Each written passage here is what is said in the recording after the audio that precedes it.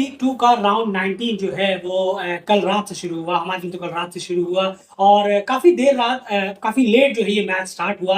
USA versus Canada पहला match था। Canada host है इस राउंड की। अगर हम बात करें तो काफ़ी लेट मैच शुरू हुआ। पहले बारिश की वजह से थोड़ा बहुत मैच रुका, लेकिन उसके बाद जो लंबा इंतजार करना पड़ा वो था लगभग 1-1.5 घंटे का वेट आउटफील्ड की वजह से, और बहुत ज़्यादा ड्रैग हो गया। लेकिन फाइनली मैच शुरू हुआ और 45 ओवर पर साइड का ये मैच हुआ। दोनों टीम 45 ओवर पर साइड यहाँ पर होना था। कनाडा पहले बल्लेबाजी करने के लिए आई और हालांकि शुरुआत आपको बताते हैं कि यूएसए ने बहुत बुरी तरह कनाडा को यहाँ पर हरा दिया है और 2 इंपॉर्टेंट पॉइंट कर लिए। कनाडा के लिए मुश्किलें और बढ़ती जा रही है एक एक हार के साथ साथ। एंड सबसे पहले कनाडा ने बल्लेबाजी की इस मैच में और उनकी बल्लेबाजी किस तरीके की देखने को मिली। कुछ फेज तक बेहतरीन बल्लेबाजी रही, लेकिन उसके बाद सिर्फ लैंडस्लाइड हमें देखने को मिला कनाडा की बल्लेबाजी में। बिल्कुल सही कहा आपने। और अगर हम नजर डालें जो ओपनर्स हैं कनाडा के, युवराज सामरा और अली अब्बासी, जिन्होंने एक अच्छी एक पार्टनरशिप की शुरुआत जरूर दिलाई।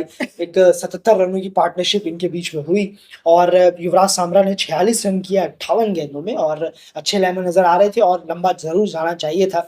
वहीं पर अली अब्बासी को देखें, 51 रन किए 70 गेंदों में और एक हाफ सेंचुरी उन्होंने लगाई और एक पार्टनरशिप ओपनिंग के तौर पर काफी अच्छी टीम को शुरुआत इन्होंने दिलाई। बिल्कुल, मेरे ख्याल से 70 या 75 पर पहला विकेट गिरा था कनाडा का। 77 पर पहला विकेट गिरा था 17वें ओवर में और वो एक शुरुआत अच्छी दिलाई थी। लेकिन उसके बाद जैसे ही ये दोनों बल्लेबाज आउट हुए, जी हाँ, दोनों बल्लेबाज आउट हुए, पे कनाडा जो है 120-22 पर एक विकेट करीब था। अगर आप देखें 23-24 ओवरों में, तब तक भी उन्होंने काफी अच्छी पकड़ बनाई हुई थी। लेकिन उसके बाद जैसे ही ये दोनों ओपनर्स आउट हुए, ये पूरा बैटिंग का सूरत हाल आपके सामने नजर आ रहा है, जहां पर कोई और बल्लेबाज खास करके खड़ा नहीं हो पाया। और मिडिल ऑर्डर जो है उन्होंने पूरी तरह से कनाडा के उस नींव को जो युवराज सामरा और लेबस ने रखा था उस पर पानी फेर दिया। मैथ्यू स्पूर्स 24 2 साल बाद वापसी की। पहला ही मैच था, उम्मीद करेंगे कि आने वाले मैचों में और बेहतर वो जरूर करेंगे, लेकिन पहले मैच में कुछ खासा नहीं कर पाए। 2 साल की वापसी के बाद वाला पहला मैच की बात कर रहा हूं मैं। प्रगट सिंह ने 10 रन किए, कुछ खासा परफॉर्मेंस नहीं। हर्ष ठाकेरी एक बड़े विकेट थे जो रनआउट के शिकार हो गए। इनसे काफी अच्छी उम्मीदें हो सकती थी कनाडा को अगर क्रीज पर रहते। निकोलस कीर्तन भी पूरी तरह फ्लॉप हुए, महज 3 रन बनाकर आउट हो गए। तो सारे बड़े नाम यहीं पर बीच में फ्लैट हो गया। उसके बाद अखिल कुमार ने आकर 36 गेंदों में 40 रन की इनिंग खेलकर कोशिश किया टीम को 200 पार पहुंचा। कुछ अच्छा खासा कुछ अच्छा टोटल हो कनाडा के बॉलर्स के सामने जिससे वो डिफेंड कर सके। 231 रन 8 विकेट के नुकसान पर कनाडा ने बनाए पूरे 45 ओवर खत्म होने के बाद। एम यूएसए की बॉलिंग कार्ड का क्या है? बिल्कुल, एहसान आदिल जो रहे हैं उन्होंने बहुत बेहतरीन बॉलिंग कराई है। 3 विकेट निकाले हैं एहसान आदिल ने और बाकी सारे बॉलर्स की देखिए तो ऋत्विक बहुत ज़्यादा खर्चीले गए हैं, बहुत महंगे साबित हुए हैं। सौरभ नेत्रवलकर की बॉलिंग भी इतनी खासा नहीं रही, कुछ ज़रूर अच्छी अगर हम कहेंगे कि कुछ आध बॉलिंग बेहतर रही, लेकिन कलेक्टिवली पूरे ओवर में सबसे बड़ी बात है उस विकेट टैली में 0 लिखा होना। बिल्कुल, बिल्कुल सही कहा आपने और वही हमें दिखा कि शुरू के 10-15 ओवरों में काफ़ी दिक्कत परेशानी आई यूएसए के बॉलर्स को, लेकिन कोई भी उसका थोड़ा-सा उसके बाद में कुछ गुच्छों में ज़रूर विकेट गिरे। कामयाब ज़रूर रहे शुभम रंजन, मिलिंद कुमार, हरमीत सिंह, सभी ने मिलकर यहाँ विकेट ज़रूर निकाले और लेकिन स्कोर बढ़ा जा सकता था।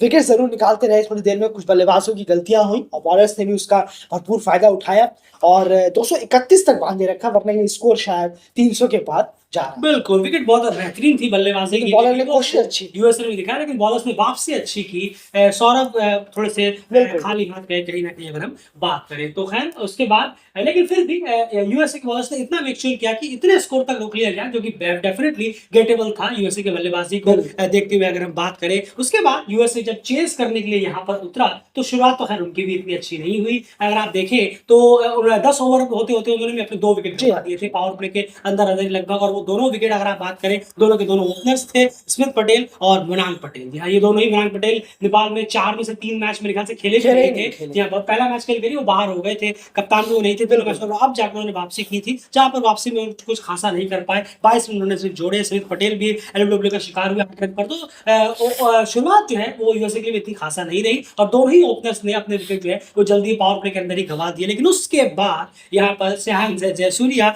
और साई तेजा मुकाबला, इन्होंने मेक श्योर किया कि एक डोमिनेटिंग विक्ट्री के लिए एट द एंड 8 विकेटों की बहुत ही कमाल की इनिंग यहाँ पर रही है। अगर आप देखें स्यान जयसूर्या ने सेंचुरी लगाई, स्ट्राइक रेट कमाल करा है। ये एक बहुत बड़ी फैक्टर रहता है। हमने कई सारी विंस की देखी जरूर है, लेकिन इसमें स्ट्राइक रेट का जो है वो बहुत ज्यादा खस्ता हाल रहता है। कभी 80 85, कभी 70 75, लेकिन कमाल का स्ट्राइक रेट यहाँ से जयसूर्या का बहुत रहा। अच्छा, बहुत 113 रन किए 111 गेंदों में और 101 लगभग के आसपास की उनकी बिल्कुल। स्ट्राइक रेट है। तो फैंटास्टिक इनिंग यहाँ पर निकल कर आई है। इनकी सेंचुरी के बारे में और ब्रीफली अगर आपको जानना है तो आप हमारे फेसबुक पेज पे जाकर फॉलो करिए, वहां पर इससे रिलेटेड काफी सारे अपडेट्स और पोस्ट आपको अब लगातार वहां पर मिलने वाले हैं। एंड उनका साथ बहुत ही साइड का मुकाबला ने भी दिया। बिल्कुल दिया है, बहुत शानदार इनिंग खेली है उन्होंने, अनबीटन गए। सबसे बड़ी बात है दोनों ही नॉट आउट गए, ये बहुत ज्यादा सेटिस्फाइंग है किसी भी बल्लेबाजों के लिए अगर वो पूरा फिनिश करके जाए। और साई तेजा ने ये मेक श्योर किया और बहुत अच्छा स्ट्राइक रेट रहा 96 का कमाल की बल्लेबाजी की है। इन दोनों ही बल्लेबाजों ने डोमिनेट करके दिखाया कनाडा के हर बॉलर के खिलाफ। बिल्कुल, देखिए सबसे बड़ी बात है जब आप इतना ओडीआई गेम खेलते हैं, 50 ओवर का मैच खेलते हैं, तो सिर्फ 20-30 ओवरों तक मैच में बने रहने से काफी नहीं होता। ओडीआई में क्या है, लंबा वक्त होता है। आप जितना मेजॉरिटी ऑफ टाइम मैच में बने रहेंगे उतना ज्यादा आपके जीतने के चांसेस बढ़ जाते हैं, क्योंकि ये 20 ओवर का खेल नहीं है जब आपको सिर्फ 15-20 ओवर तक ही मैच में बने रहना है। उसके बाद आपके लिए चीजें आसान हो जाएंगी या फिर लास्ट के 5 ओवर में कुछ पलट जाएगा। ये बहुत लॉन्गर फॉर्मेट में ये चीजें बहुत कम होती है। केरला को अगर आप देखेंगे, उन्होंने शुरू के बल्लेबाजी करते हुए शुरू के 20 ओवर में वो बेहतरीन पोजीशन पर थे, 120 के आसपास एक विकेट था, ये उनका स्कोर था शुरू के 20 ओवर बल्लेबाजी करते हुए। उसके बाद पूरी तरह से वो इस बैटिंग में फेलियर होते हुए नजर आए, मैच में कहीं नहीं थे वो बल्लेबाजी में। फिर उसके बाद जब वो गेंदबाजी करने आए तब भी उनका वही हाल था। शुरू के 10 ओवरों में उन्होंने 2 विकेट निकाल दिए और 45-48 रन थे और 2 विकेट उन्होंने निकाल दिए। शुरू के 10 ओवर में उन्होंने अपना काम कर दिया। मोहन पटेल जैसा बड़ा विकेट भी यहाँ पर, समीर पटेल भी बड़े विकेट चले तो वो भी सेंचुरी लगा सकते हैं,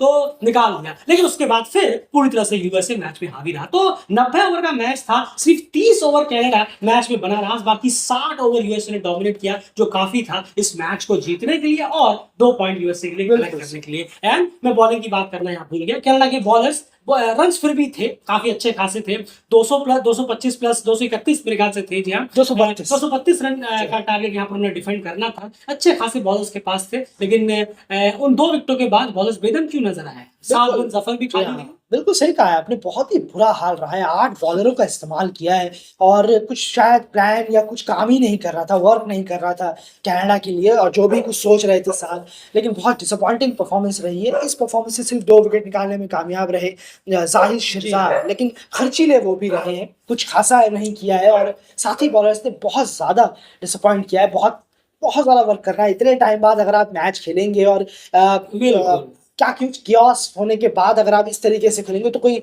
शौक नहीं है कि ऐसा परफॉर्मेंस निकल कर आएगा। आपको रेगुलर मैचेस खेलने पड़ते हैं, तब इंप्रूवमेंट नजर आएगी। ये चीजें हमें दोबारा देखने को मिल सकती हैं अगर आपने जल्द से जल्द इंप्रूवमेंट नहीं किया, क्योंकि अब वक्त भी कम है अगला मैच कनाडा का होने में। दिक्कत यहाँ ये है कि क्रिकेट वर्ल्ड कप लीग 2 में इंप्रूव करने की गुंजाइश बहुत, यही तो बात है, पॉइंट्स चले जाते हैं। यूएसए स्कॉटलैंड तो समझ में आता, वो टॉप 2 में बैठे, 1-2 मैच हार भी गए तो कुछ ज्यादा नहीं जाएगा उनका, फिर भी वो टॉप 4 में रहेंगे। लेकिन कनाडा तो टॉप 4 छोड़िए, टॉप 6 में रहने की जरूरत कर रहा है। बहुत ही खराब परफॉर्मेंस रही है। कप्तान, बॉलिंग लाइनअप, बॉलर्स, कप्तान का कोई जुगलबंदी नजर, मिडिल ऑर्डर के बल्लेबाज, तो बहुत डिसअपॉइंटिंग परफॉर्मेंस रहा है कनाडा का। बात करें पूरी तरीके से फ्लॉप बॉलिंग नजर आई यूएसए के अगेंस्ट। बिल्कुल, और बल्लेबाजी भी फ्लॉप नजर आई सिवाय 2 ओपनर्स के, और नीचे आकर अखिल कुमार ने कुछ स्कोर किया। फिलहाल इस वीडियो में इतना ही। बने रहिए डेली चैनल साथ, चैनल सब्सक्राइब करें, हमारे फेसबुक पेज पे जाकर अभी कभी फॉलो करिए, बहुत सारा कंटेंट इस मैच से आपको वहां